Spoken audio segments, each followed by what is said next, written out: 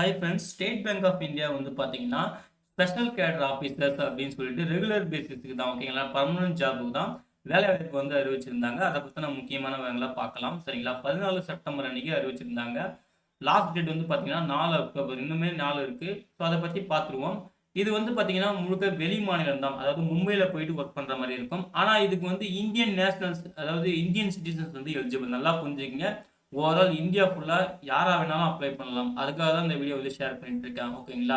So ஒரு time வந்து check பண்ணிக்க என்னென்ன விஷயம் இருக்குது, நாங்கள் அப்ளை பண்ணலாமா ட்ரை பண்ணலாமான்னு சொல்லிட்டு நீங்கள் அப்புறமா முடிவு பண்ணிக்கிங்க ஓகேங்களா.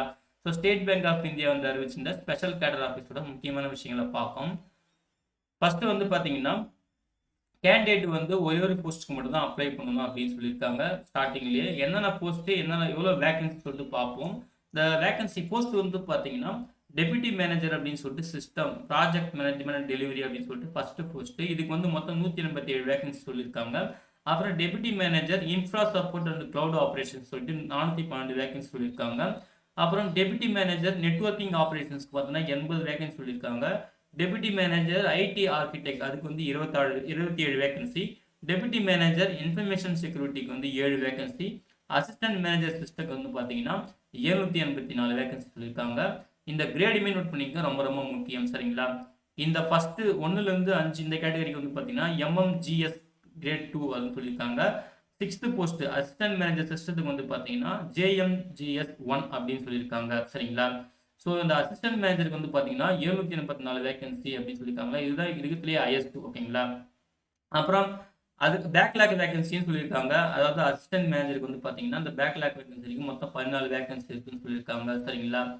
அதே போல் ஃபிசிக்கலி சேலஞ்சர் பர்சன்ஸ்க்குமே வந்து பார்த்தீங்கன்னா ஒவ்வொரு டிசேபிலிட்டி கிரைட்டேரியா வைக்குமே வந்து சொல்லியிருக்காங்க. விஐனா விஷுவல் இம்பேர்ட், ஹெச்ஐனா ஹியரிங் இம்பேர்ட் அப்படின்னு சொல்லிட்டு டிசேபிலிட்டி வைஸ் வந்து வேகன்சி சொல்லியிருக்காங்க. கரெக்டாக செக் பண்ணிக்கோங்க சரிங்களா.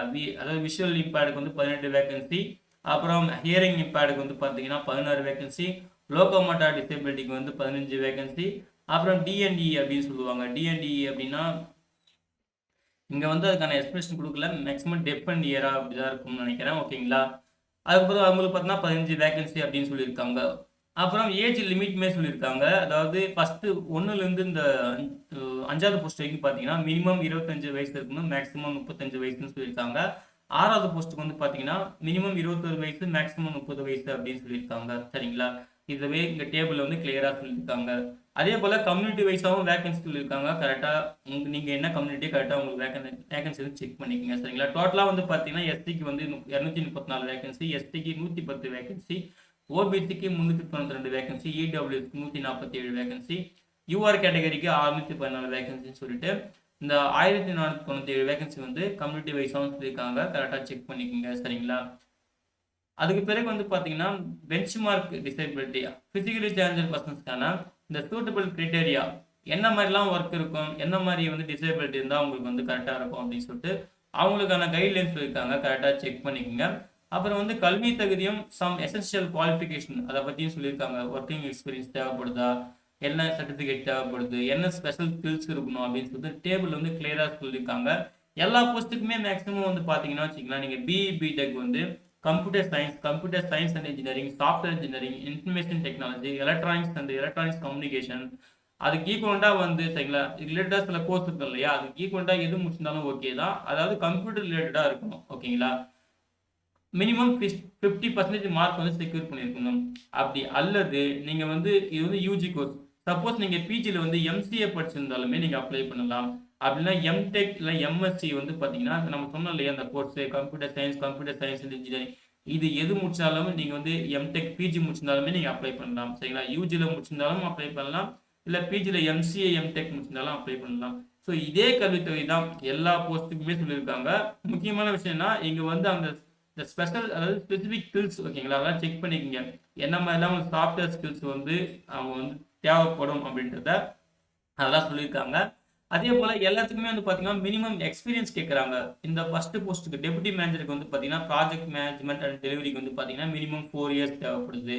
அதே போல் infra support and cloud operations அதுக்கு வந்து பார்த்தீங்கன்னா மினிமம் வந்து அதுக்கும் 4 இயர்ஸ் தான். அதுக்கப்புறம் டெபுட்டி மேனேஜர் நெட்வொர்க்கிங் ஆப்ரேஷன்ஸ்க்கு வந்து பார்த்தீங்கன்னா இதுக்கு பிஇ பிடெக் எம்டெக் மட்டும் போதும்னு சொல்லியிருக்காங்க. அதே தான் நம்ம ஃபர்ஸ்ட் சொன்னோம் இல்லையா, அதே கோர்ஸ்லாம் முடிச்சிருந்தீங்கன்னா நீங்கள் அப்ளை பண்ணலாம். அதுக்கு பார்த்தீங்கன்னா மினிமம் 4 இயர்ஸ்னு சொல்லியிருக்காங்க. அதுக்கப்புறம் டெப்யூட்டி மேனேஜர் சிஸ்டம் இன்ஃபர்மேஷன், அதாவது செக்யூரிட்டி, ஓகேங்களா, இன்ஃபர்மேஷன் செக்யூரிட்டி, இதுக்கும் வந்து பார்த்தீங்கன்னா அதே சேம் கல்வி தகுதி தான். இதுக்குமே வந்து எக்ஸ்பீரியன்ஸ் வந்து கேட்குறாங்க, ஓகேங்களா, அதையும் பார்த்துக்குங்க. அதுக்கப்புறம் வந்து பார்த்தீங்கன்னா அசிஸ்டன்ட் மேனேஜர் சிஸ்டம், இதுக்கு மட்டும்தான் பார்த்தீங்கன்னா எக்ஸ்பீரியன்ஸ் வந்து தேவை இல்லை அப்படின்னு சொல்லியிருக்காங்க, புரிஞ்சுங்களா. மொத்தம் இந்த போஸ்ட்டுக்கு தான் வந்து பார்த்தீங்கன்னா 700 சம்திங், அதாவது 784 சம்திங் சொல்லியிருக்காங்க, சரிங்களா. 784 போஸ்ட் இல்லையா, இதுக்குதுலேயே அதிகமான போஸ்டிங் இதுதான். ஸோ இதுக்கு மட்டும் வந்து பார்த்தீங்கன்னா எக்ஸ்பீரியன்ஸ் வந்து நோ நீட் அப்படின்னு சொல்லியிருக்காங்க. ஸ்பெசிஃபிக் ஸ்கில்ஸுமே வந்து நோ நீட் அப்படின்னு சொல்லியிருக்காங்க. ஆனால் என்ன ஒன்றுனா ப்ரெஃபரன்ஸ் அதை வந்து சொல்லியிருப்பாங்க, ஓகேங்களா. இப்போ நீங்கள் சப்போர்ட், அதாவது இன்ஃப்ரா சப்போர்ட் கிளவுட் ஆப்ரேஷன்ஸ்க்கு வந்து என்ன மாதிரிலாம் உங்களுக்கு சாஃப்ட்வேர் ஸ்கில்ஸ் வந்து இருக்கணும் அப்படின்றத இங்கே தெளிவாக சொல்லியிருக்காங்க. அதனால நோட் பண்ணிக்கோங்க. அதேமாதிரி நெட்வொர்க் ஆப்ரேஷன்ஸ்க்கு வந்து என்ன மாதிரிலாம் ஸ்கில்ஸ் இருக்கணும் அப்படின்னு சொல்லிட்டு இந்த டேபிளில் தெளிவாக சொல்லியிருக்காங்க, ஓகேங்களா. ஆனால் உங்களுக்கு எக்ஸ்பீரியன்ஸ் வந்து தேவையில்லை, அதை மட்டும் தெளிவாக புரிஞ்சுக்கங்க, சரிங்களா. இதுதான் அசிஸ்டன்ட் மேனேஜர் சிஸ்டத்துக்கான டீட்டெயில்ஸ். மற்றபடி கல்வி தேதி எல்லாமே சேம் தான், ஓகேங்களா. அதை பார்த்து தெளிவாக பார்த்துக்குங்க. அதே போல் ஒவ்வொரு ஜாப் கேட்டகரிக்கும் என்ன மாதிரி அந்த ரோல்லாம் இருக்கும், ஜாப் ரோல் இருக்கும் அப்படின்னு சொல்லிட்டு தெளிவாக அந்த டேபிளில் சொல்லியிருக்காங்க. இங்கேயுமே நீங்கள் செக் பண்ணிக்கலாம், ஓகேங்களா.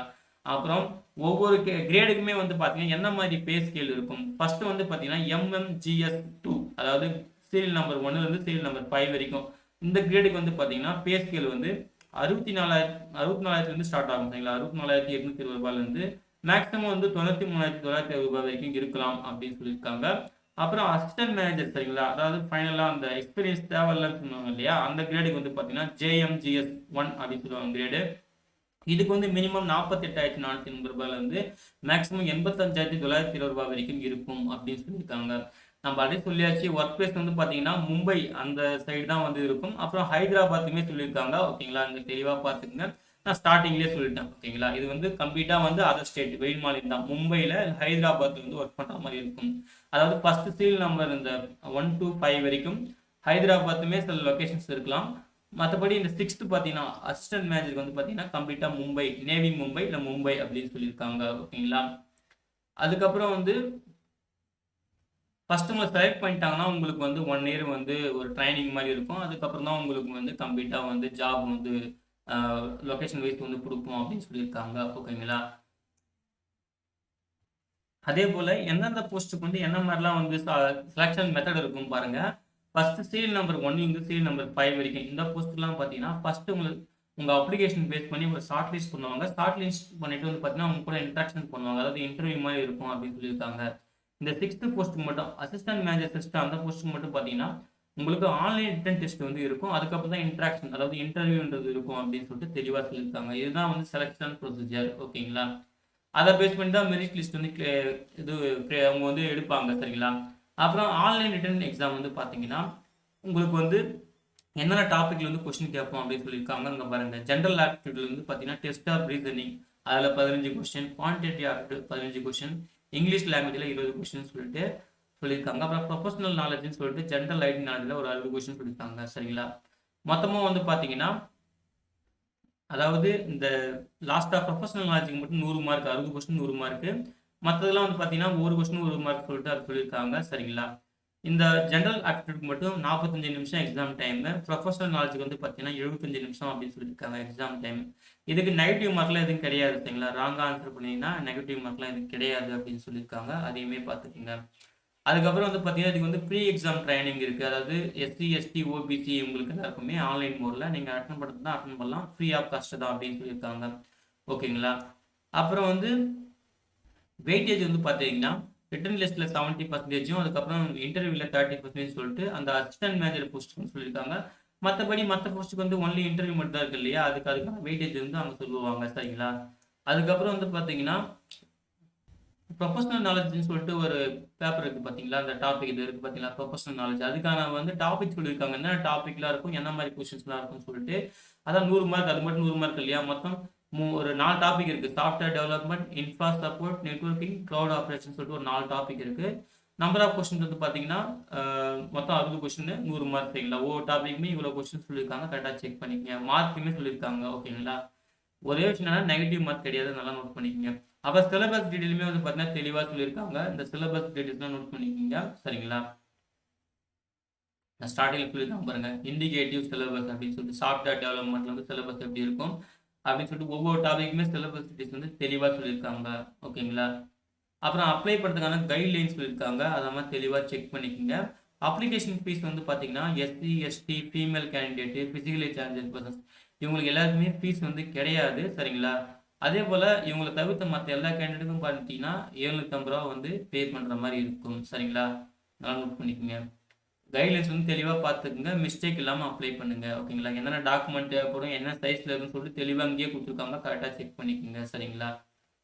இவ்வளோதான் ஃப்ரெண்ட்ஸ். இதுதான் வந்து மும்பை அந்த சர்க்கிளில் அறிவித்த ஸ்டேட் பேங்க் ஆஃப் இந்தியாவோட ஸ்பெஷல் கேடர் ஆஃபீஸர், சரிங்களா, பர்மனன்ட் ஜாப், அதுக்கான முக்கியமான விவரங்கள். ஓகேங்களா? நீங்களுமே இந்த நோட்டிஃபிகேஷனை ஒரு டைம் கிளியராக பார்த்துருங்க.